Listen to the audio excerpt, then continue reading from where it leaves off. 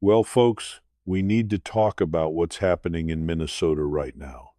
And I'm telling you, this is bigger than just one congressional race.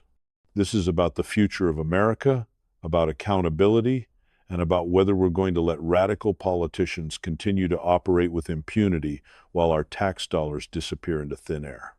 Let me start with the numbers, because numbers don't lie.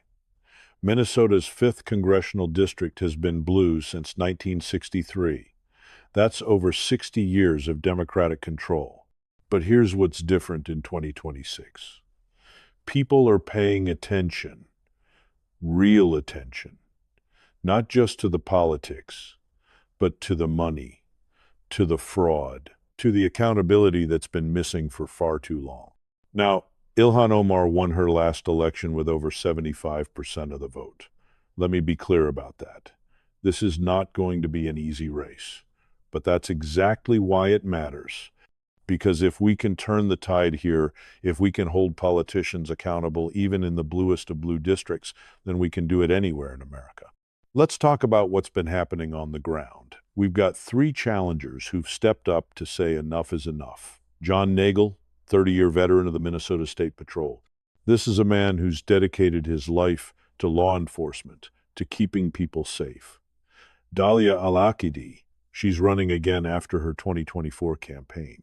She's an Iraqi refugee, a Muslim woman who fled terrorism and came to America for freedom.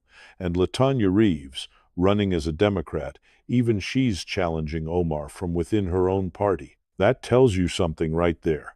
But here's what really matters: the issues, the scandals, the pattern of behavior that Minnesotans are finally waking up to. Let's start with feeding our future. This is the largest pandemic-era fraud scheme in American history. $250 million. That's $250 million, folks.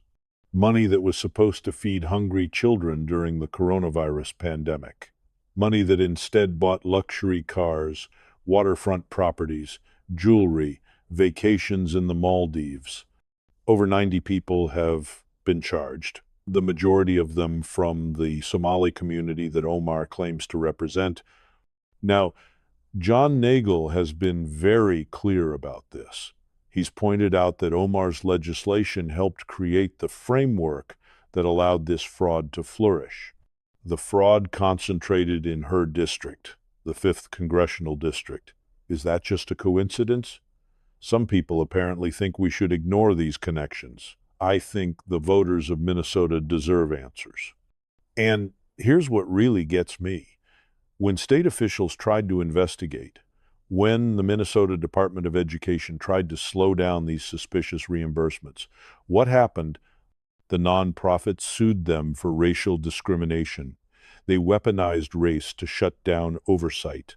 And it worked. A judge ordered the state to keep paying. The money kept flowing while everyone was too afraid of being called racist to ask the obvious questions. This is the environment that allowed fraud to explode. An environment where political correctness mattered more than protecting taxpayer dollars. An environment where asking questions meant you were automatically labeled as discriminatory. But it gets worse. It's not just feeding our future. We're seeing allegations of fraud in autism services programs. We're talking about potential fraud in the range of $220 million there. Housing assistance programs, another $302 million. Add it all up and you're approaching $1 billion in fraud from Minnesota social services programs. $1 billion. And where was the oversight? Where was the accountability? Governor Tim Walz, he's been in charge this whole time. He actually dropped his bid for a historic third term as this scandal intensified. That should tell you something about the political fallout that's coming. Now let's talk about what just happened in January 2026. Omar tried to slip $1 million earmark into a federal spending bill. This earmark was for something called Generation Hope's Justice Empowerment Initiative, a Somali-led organization in her district. After everything that's happened with fraud in Minnesota, after all these convictions, She's still trying to direct taxpayer money to similar organizations without proper scrutiny. Republican Congressman Chip Roy and others raised hell about it. They said, absolutely not. We're not doing this again. And you know what happened? Both Democrats and Republicans agreed to strip it out. Even her own party knew it was a bridge too far. That's embarrassing. That's the kind of tone-deaf politics that voters are sick of. And then there's the personal stuff, the allegations that have followed her for years. Nancy Mace just recently moved to subpoena immigration records related to Omar. There have been persistent reports about potential marriage fraud, immigration fraud. Now, the motion was blocked by both parties, and I'll acknowledge that. But the fact that these questions keep coming up year after year tells you that there's something there that needs investigation. Where there's smoke, folks, there's usually fire. Let me read you what Nancy Mace said.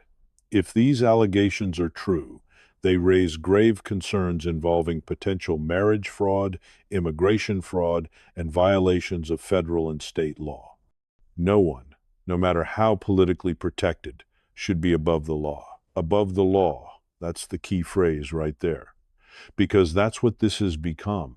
There's a two-tiered justice system where if you're politically connected, if you're part of the progressive elite, if you can claim victimhood status, then you get a pass. You get to operate by different rules.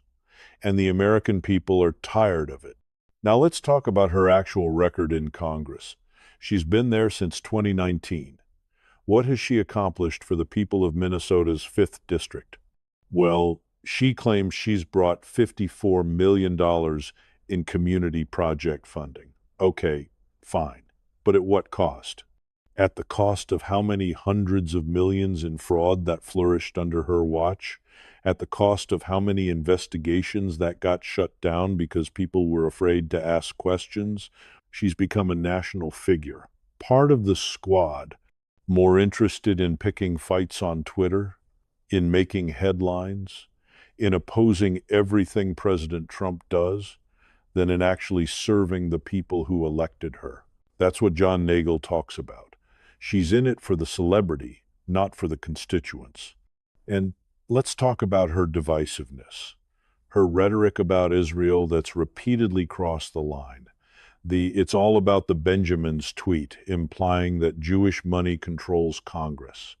She apologized for that one, but only after massive pushback from both parties. Her comments about Jewish students being pro-genocide, the Anti-Defamation League called that blood libel. Blood libel, folks. That's not political disagreement. That's dangerous rhetoric.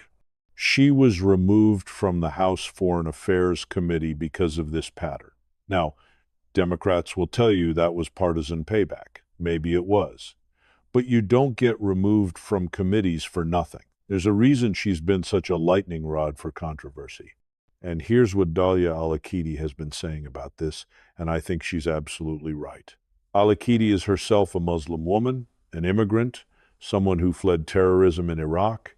She came to America and became a citizen. She took an oath to defend the Constitution, and she's looking at Omar and saying, this is not who we are. This is not what American Muslims stand for. This division, this hatred, this constant attacking of the country that gave us refuge, that's not us.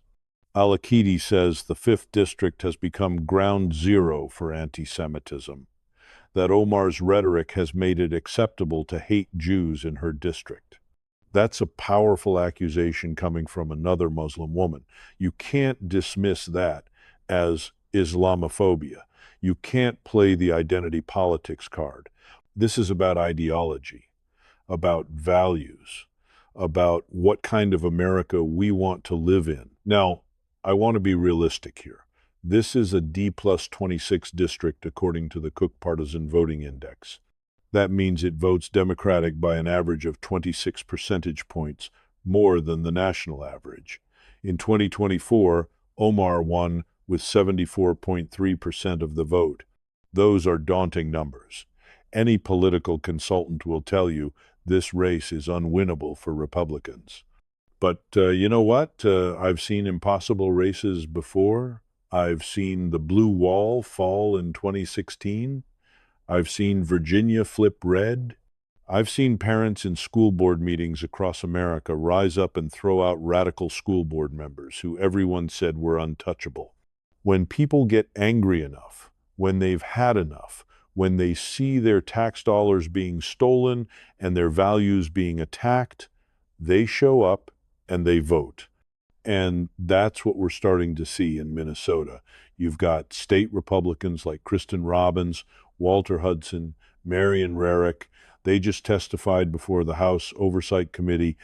They said the Walz administration and Democrats intentionally overlooked this fraud for political gain because the Somali community votes Democrat, because they donate to Democrats.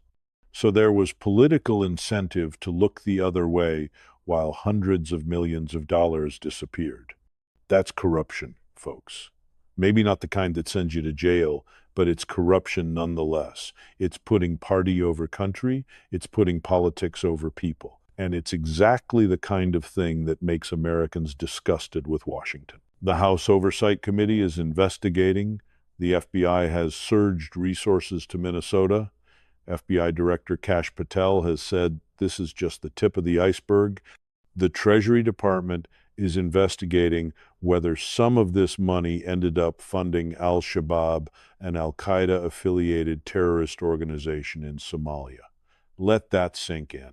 American taxpayer dollars meant to feed hungry children, potentially ending up in the hands of terrorists. This is the scandal that's been hiding in plain sight for years. And finally, people are paying attention. Finally, there's accountability. Finally, someone is asking the hard questions that should have been asked years ago. Now, the Democrats will tell you this is all about racism, that we're targeting the Somali community unfairly, that this is xenophobia, that this is Islamophobia. And you know what? That's exactly the playbook they used to shut down the original investigations. That's exactly how they weaponized political correctness to keep the money flowing to fraudsters. We're not talking about targeting a community. We're talking about prosecuting criminals who stole from American taxpayers. We're talking about accountability for politicians who enabled this fraud through negligence or worse. We're talking about whether we're going to have one standard of justice for everyone, or whether some people get a pass because of their identity.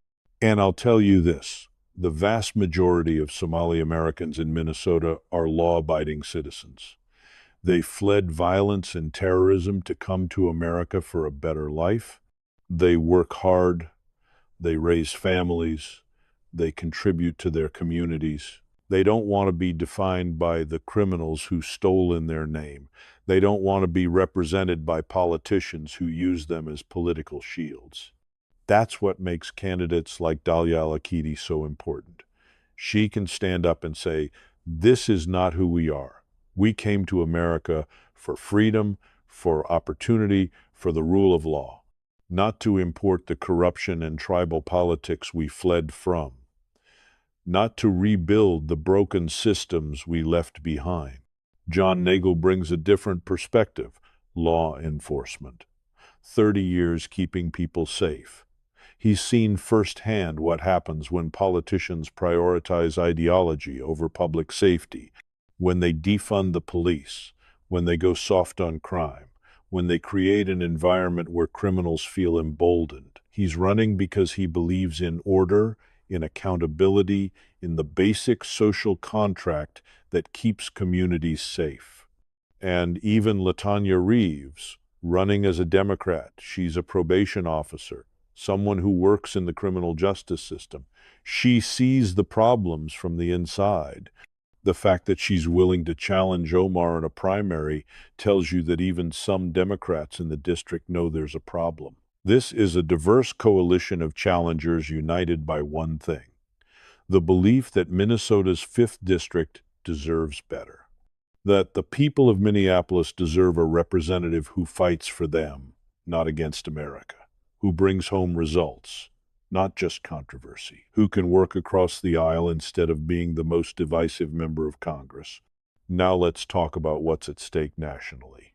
If Omar loses, if she can even be seriously challenged, it sends a message to every radical progressive in Congress. It says there are limits. It says you can't just ignore your constituents and focus on building your national brand.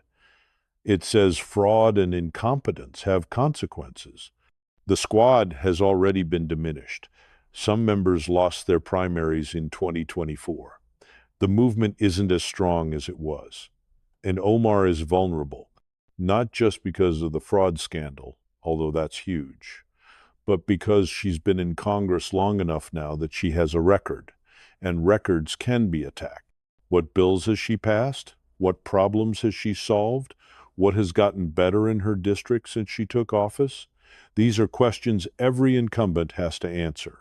And when your answer is, well, I've been very loud on Twitter about opposing Trump, that's not enough. Not when people are struggling with inflation, with crime, with fraud that's stealing from programs meant to help the most vulnerable. President Trump has been very vocal about Minnesota. He's called it a hub of fraudulent money laundering activity. He's talked about the need for accountability, for investigations, for getting to the bottom of how this fraud was allowed to flourish for so long. And whether you love Trump or hate him, he's shining a spotlight on something that was being ignored. The media didn't want to cover this story. It was too complicated, too controversial, too politically incorrect. But when a YouTuber named Nick Shirley posted a viral video showing supposedly operational daycare centers with no children present, suddenly everyone was paying attention. Tens of millions of views. Coverage on every major network. The Trump administration freezing child care payments to Minnesota pending investigation. That's what it took. A viral video. Not the hundreds of convictions, not the $250 million fraud scheme, a viral video. That tells you how much the establishment media was trying to bury this story. And voters aren't stupid. They see what's happening. They understand that when fraud is this widespread, when it goes on for this long, when it concentrates in one community and one congressional district, there's a systemic problem. There's a failure of leadership, there's corruption or incompetence, or both, and they're ready for change. Maybe not enough to flip the district, that's a tall order, but enough to make this race competitive. Enough to force Omar to actually campaign in her district instead of jetting around the country raising money from progressives in California and New York. Enough to put her on defense instead of offense. That's what we're seeing with the fundraising already.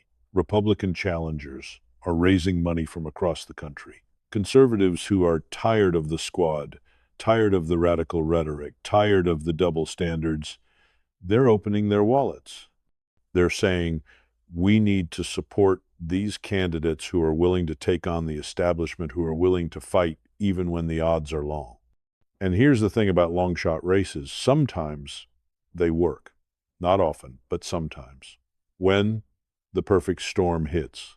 When the incumbent has been in too long and gotten too comfortable. When scandal breaks at just the right time. When voters have had enough and decide it's time for a change. Could 2026 be that year for Minnesota's 5th district? I don't know. The polling doesn't suggest it. The fundamentals don't suggest it. But politics isn't just about data and models. It's about passion, about energy, about movements that catch fire when people least expect it. What I do know is this: the conversation has changed. Just a year ago, nobody was talking about challenging Ilhan Omar. It was assumed she was untouchable in her district. The fraud was being swept under the rug. The investigations were being slow-walked. The media was looking the other way. Now we've got House oversight hearings, FBI investigations, Treasury Department scrutiny, Republican challengers who are credible and well-funded, Democrats who are nervous about being associated with the scandal, and voters who are paying attention. That's momentum. That's the beginning of change. Whether it's enough to win in 2026, we'll see. But even forcing this race to be competitive sends a message. Even making Omar spend money defending her seat instead of helping other progressives is a win. Even getting the national media to cover the fraud, to ask the hard questions, to hold politicians accountable, that's progress. Because at the end of the day, this isn't just about one House seat in Minnesota. It's about whether we're going to have a country where politicians are accountable to the people who elect them, where fraud is prosecuted regardless of the identity of the perpetrators, where the rule of law applies equally to everyone, regardless of their political connections or their ability to claim victimhood. That's what's at stake. That's why this race matters. That's why patriots across America are watching Minnesota, are supporting these challengers, are demanding accountability. The Democrats are going to fight back hard. They'll call this racist. They'll say we're targeting immigrants and Muslims. They'll paint anyone who questions Omar as a bigot. That's their playbook, and they'll stick to it because it's worked before. But more and more Americans are seeing through that tactic.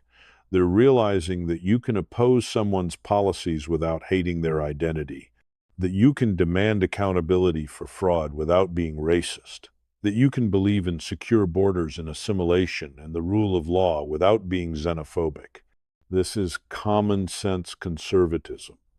This is believing in America as an idea, not just as a piece of geography. This is insisting that when you come to America, when you